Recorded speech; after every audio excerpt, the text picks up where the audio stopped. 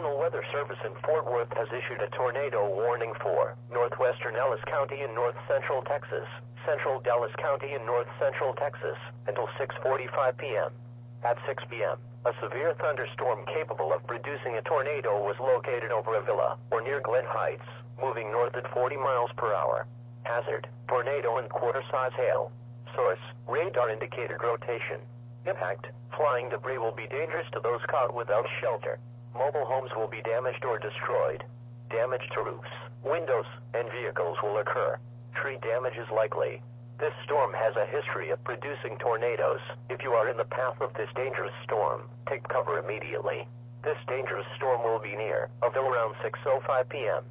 Cedar Hill, Glen Heights, Red Oak and Cedar Hill State Park around 6:10 p.m. DeSoto and Duncanville around 6:15 p.m. Lancaster around 6:20 p.m. Hutchins and Cocoa Hill around 6:25 p.m. Highland Park around 6:35 p.m. Mesquite and University Park around 6:40 p.m. Garland around 6:45 p.m. Other locations impacted by this tornadic thunderstorm include Pecan Hill.